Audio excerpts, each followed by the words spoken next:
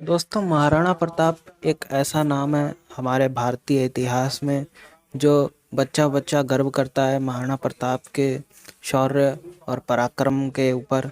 और करना भी चाहिए दोस्तों, क्योंकि वो एक ऐसे अद्भुत शूरवीर योद्धा थे हमारे देश के, जिन्होंने अपने स्वाभिमान को कभी बिकने नहीं दिया दोस्तों। और वह बेशक उनके प्राण चले जाते, लेकिन वो अकबर के सामने कभी झुक नहीं पाए दोस्तों।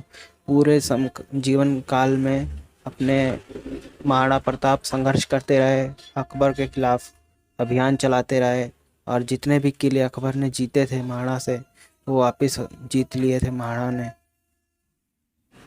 दोस्तों, जो महाराणा प्रताप जी का जन्म था वो 9 मई 1540 को हुआ था, और वह अकबर के ही समकालीन थे।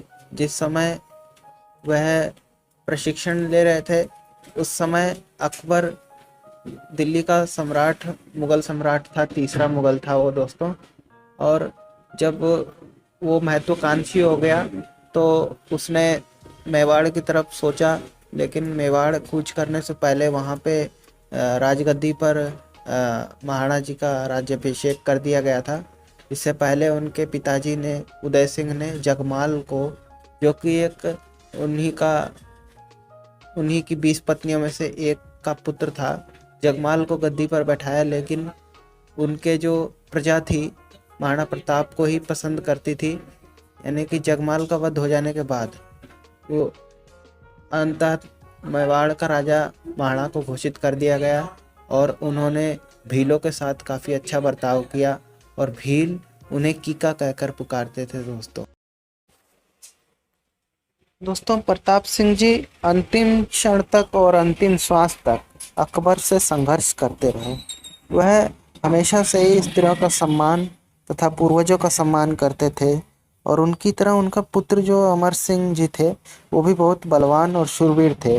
उन्होंने, इस बात से अंदाज़ा लगाया जा सकता है दोस्तों उनकी शूरवीरता का, कि उन्होंने अकबर के एक सिपह सलार को अकेले ही धराशायी कर दिया और उसका वध कर डाला था दोस्तों।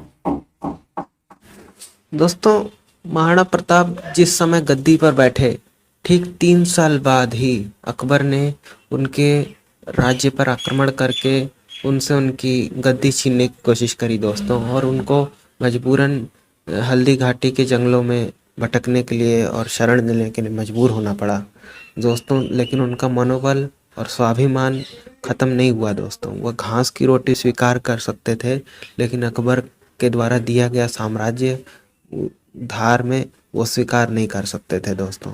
इसीलिए कई बार अकबर ने पत्र भी लिखे कि दोनों पक्षों का नुकसान है, इसीलिए आप चाहें तो आधा हिंदुस्तान हमसे ले सकते हैं, लेकिन हमारे ध्वज के तले आपको रहना होगा। लेकिन उन्होंने ये बात स्वीकार नहीं करी दोस्तों।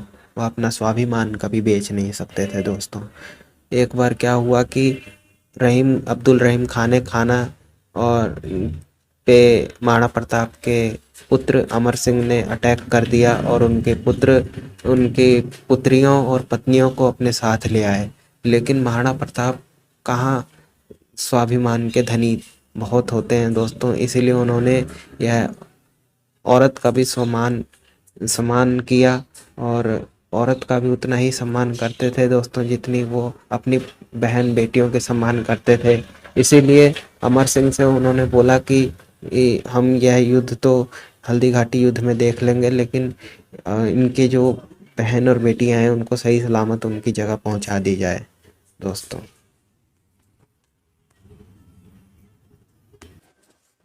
इनके अलावा उनके पास एक हाथी भी था जिनका नाम था राम प्रसाद।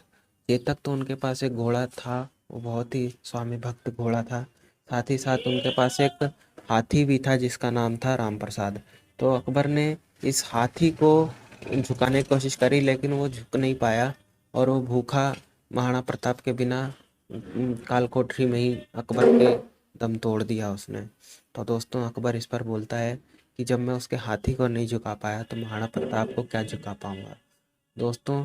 इसीलिए अकबर ने कई बार महाराणा प्रताप से संधि प्रस्ताव भी भेजा मानसिंह के द्वारा और राजा भारमल के द्वारा, लेकिन इन्होंने, महाराणा प्रताप ने यह प्रस्ताव अस्वीकार कर दिया, यह कहते हुए कि वह, मैं लेच्छों के घर कभी नहीं जा सकते और अपना स्वाभिमान कभी किसी को बेच नहीं सकते दोस्तों।